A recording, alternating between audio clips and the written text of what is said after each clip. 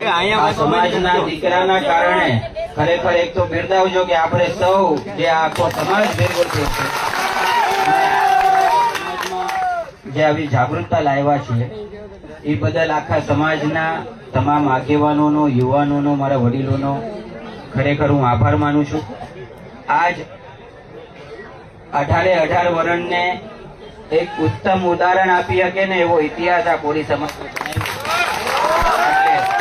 સમાજના દીકરા તરીકે ખૂબ હું આનંદ અનુભવું છું. સાથે જ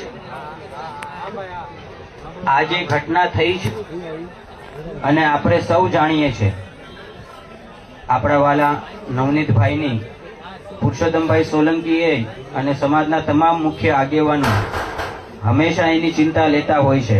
એટલે બધા આગેવાનો આની ચિંતાને લઈ અને આજે એમના વતી પુરુષોત્તમભાઈ સોલંકી વતી હું એમની ખબર કાઢવા આવ્યો છું. મને એક એવી ઈચ્છા હતી કે હું દવાખાને નહીં પણ હું બગદાણા ગામ મુકામે આવીશ, જેથી આજુબાજુના તમામ આખા પંથકમાં મારા સમાજને ક્યારે પણ આવી રીતે કોઈ અસામાજિક તત્વ મારા સમાજના છોકરા ઉપર ક્યારે કોઈ હાથ ન ઉપાડે. એક સોલંકીના દીકરા તરીકેનો જે અમારો ધર્મ છે, આ સમાજે જે અમને આપ્યું છે, આ સમાજ માટે અમે અમારું માથું દઈ દઈએ તોય એની કોઈ કિંમત નથી. કારણ કે સમાજનું અમારું આ ઘરેણું હંમેશા અમારા હૃદયમાં છે. એટલે આ તકે મારા સમાજને હું બિરદાવું છું. સાથે સમાજના દીકરા તરીકે આપ સૌને એક આહ્વાન કરું છું, મિત્રો, કોઈ ખોટી રીતે રાજકારણમાં આપણા સમાજને ન નાખી દઈ. આપણે આપણા સમાજના દીકરાને ન્યાય અપાવવા માટે દોડવાનું છે. બાકી કોઈ બીજી ટીકા ટિપ્પણીમાં કોઈ ઉશ્કેર આવે તો ઉશ્કેરાતા નહીં. તમને એક ભાઈ તરીકેની આ એક મારી નમ્ર અપીલ છે.